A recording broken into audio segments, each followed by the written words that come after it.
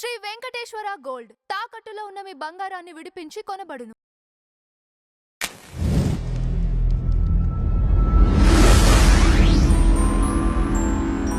ప్రతి చోట కూడా దత్తాత్రేయుని దగ్గర నుంచి కూడా ఈ అవతారాలు ఇవి తీసుకుంటే వాళ్ళని యోగులుగా, లేకపోతే మహర్షులుగా, లేకపోతే అవధానులుగా ఇలా మాత్రమే పూజిస్తున్నాం. ఇప్పుడు నేను బెస్ట్ ఎగ్జాంపుల్ మీకు రమణ మహర్షి గారిని తీసుకుంటాను. ఆయన ఆ ప్లేస్కి వెళ్ళి ధ్యానించే వాళ్ళు ఉంటారు, యోగంలో కూర్చునే వాళ్ళు ఉంటారు.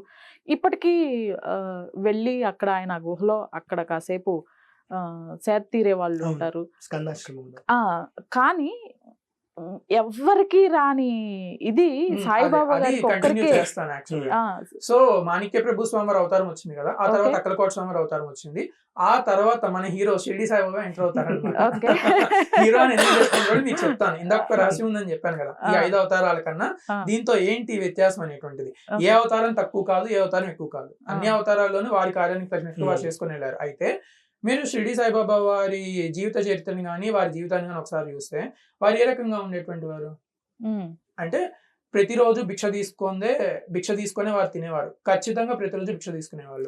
ఇది దత్తాత్రేయ సాంప్రదాయంలో ఉన్నటువంటి ఒకనొక క్రియ. దీన్ని మధుకరి భిక్ష అంటారనమాట.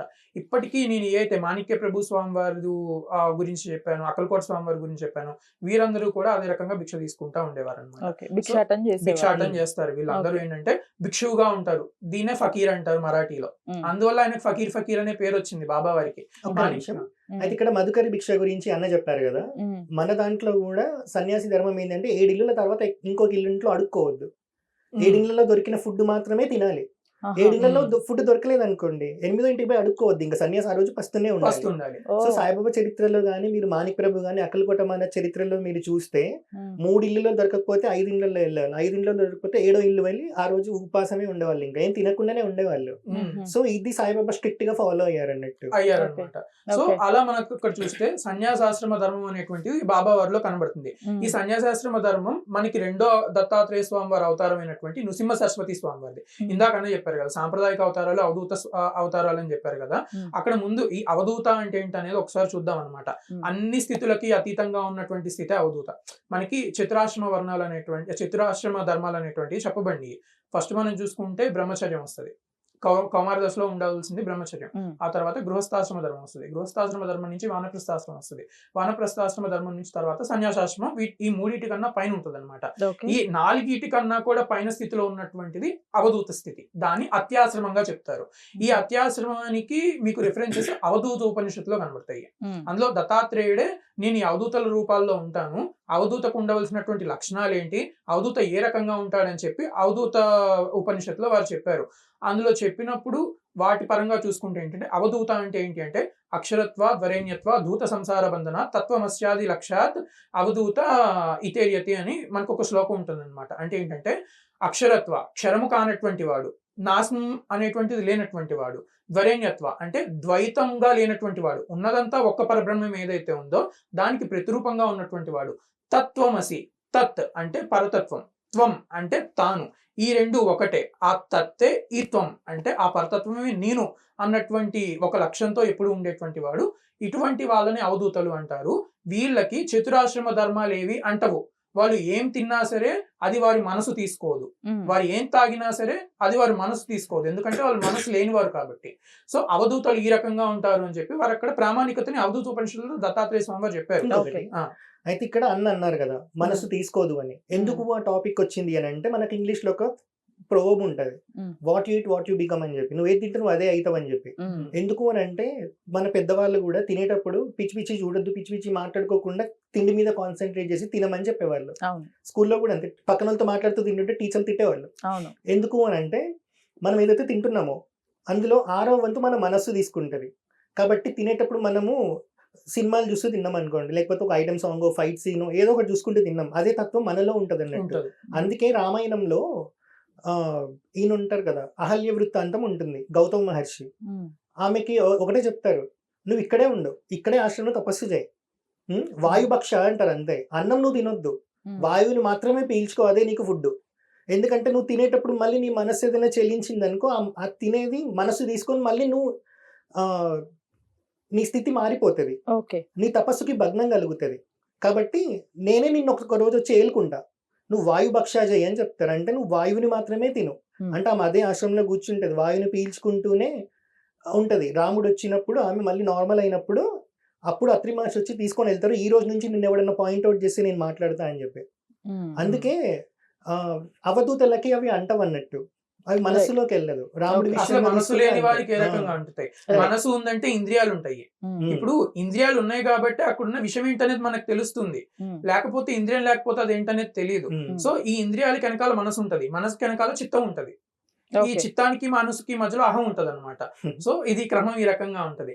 సో ఇప్పుడు అక్కడ చూసుకుంటే అవధూత తత్వం అనేటువంటి ఈ రకంగా ఉంటది. అందువల్ల షిరిడి సాయిబాబా వారు ఒక సంపూర్ణమైనటువంటి అవధూతగా ఉన్నారు. అయితే ఇందాక నేను చెప్పాను కదా, సన్యాస లక్షణాలు వచ్చేసి నరసింహ సరస్వతి స్వామి వారిలోవి.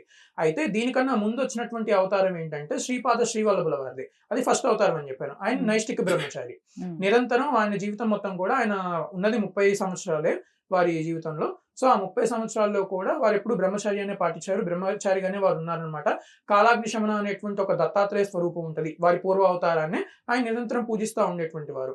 అయితే ఇక్కడ ఉన్నటువంటి రహస్యం ఏంటంటే, ఆయన స్వయం దత్తుడైతే దత్తుడిని ఎందుకు పూజించాలి అని మన క్వశ్చన్ రావచ్చు అనమాట. అక్కడ ఏంటంటే మనకి ఒక రకమైనటువంటి విషయం ఉంటది.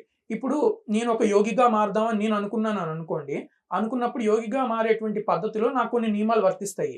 కానీ శుద్ధ పరబ్రహ్మ చైతన్యం భూమి పైన ఒకసారి ఒక అవతారం తీసుకుంటే ఆ స్వరూపం నిలబడదు. ఎందుకంటే ఇప్పుడు నేనే ఉన్నాను, నాకు ఆత్మస్థితి కలిగిన తర్వాత నా శరీరం ఈ భూమి పైన నిలబడదు ఇంకా. ఎందుకంటే నేను ఇక్కడికి వచ్చిన పని అయిపోయింది. ఎందుకంటే మానవ జాతి యొక్క యాక్చువల్ లక్ష్యం ఏంటంటే, మానవుడిగా పుట్టినటువంటి వాడు జీవుడు దేవుడు అవ్వాలి.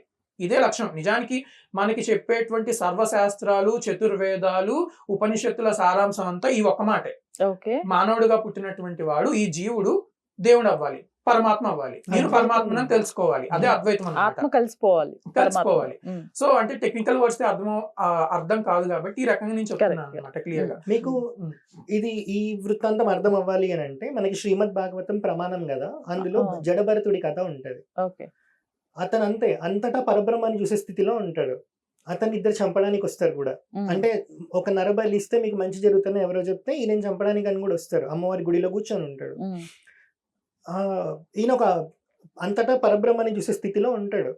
చంపడానికి వచ్చినప్పుడు ఇతనికి భయం అవ్వాలి కదా, మరి అతనికి భయం ఉండదు, ఏముండదు. వాళ్ళల్లో కూడా పరమాత్మని చూసే స్థితిలో ఉంటాడు. వాళ్ళు ఈయనతో ఏం చేస్తున్నాడో ఆయన తెలియని స్థితిలో ఉంటాడు.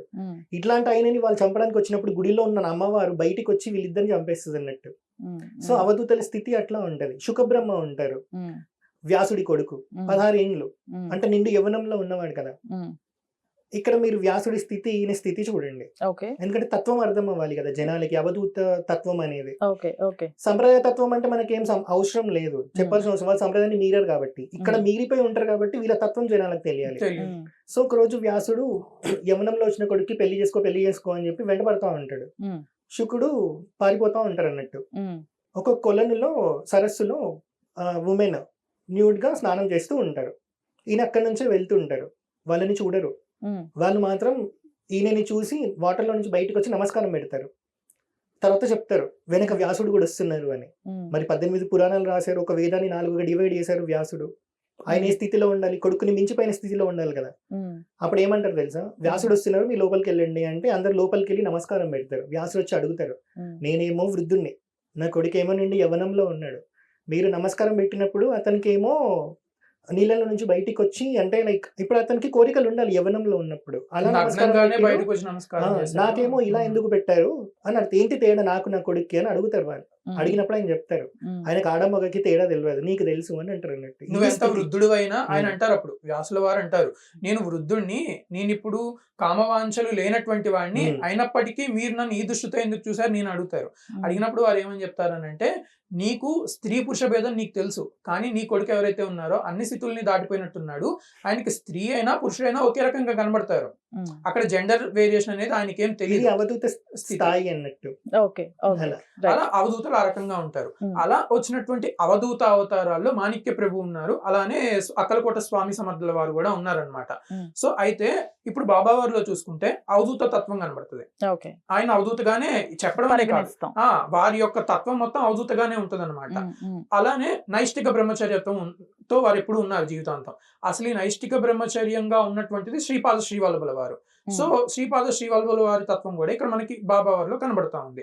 అలానే అవధూత తత్వం ఆల్రెడీ చెప్పుకున్నట్టు ఉంది. ఆ తర్వాత సకలమత సాంప్రదాయం మాణిక్య ప్రభువుల వారిది, దత్తాత్రేయ స్వామి వారి 3వ అవతారమైనటువంటి మాణిక్య ప్రభువుల వారిది సకలమత సాంప్రదాయం.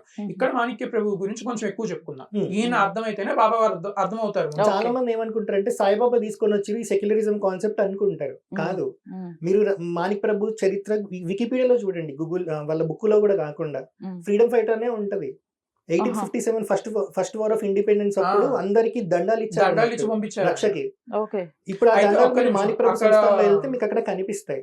వారు అక్కడ ఒక మాట చెప్తారు కూడా, మనకి ఇండిపెండెన్స్ అనేది ఇప్పుడే వచ్చేటువంటిది కాదు ఇది, అయినప్పటికీ కూడా మన వారందరూ చేసేటువంటి ఈ యొక్క ప్రయత్నం పోరాటం. ఏదైతే ఉందో దాన్ని నువ్వు ప్రోత్సహించాలి కాబట్టి ఆయన ఒక సైన్యాన్ని ఏర్పాటు చేసి మాణిక్యనగర్ లో వాళ్ళందరికీ దండాలు ఇచ్చి పంపిస్తారు. అయితే ఇప్పటికీ స్టిల్ ఆ దండాలన్నీ ఉన్నాయి. ప్రతి సంవత్సరం వాటన్నిటిని తీసి లెక్క పెడితే మునుపటి సంవత్సరం కన్నా ఉన్నటువంటి దండాల సంఖ్య కన్నా ఒకటి ఎక్కువ అవుతుంది. ప్రతి సంవత్సరం ఎందుకంటే ఆ టైంలో ఎన్ని ఇచ్చారు అన్ని రిటర్న్ రాలేదు. ఆహా. అందుకని ఏవి? ఒకటి, ఈ sticks? దండాలు sticks. ఇంత ఉంటాయి ఒక్కొక్కటి. ఓకే ఇప్పటికీ మాణిక్ ప్రభు సంస్థానంలో ప్రిజర్వ్ చేసి పెట్టారు. మనం వెళ్తే గ్రిల్లర్ నుంచి చూడొచ్చు.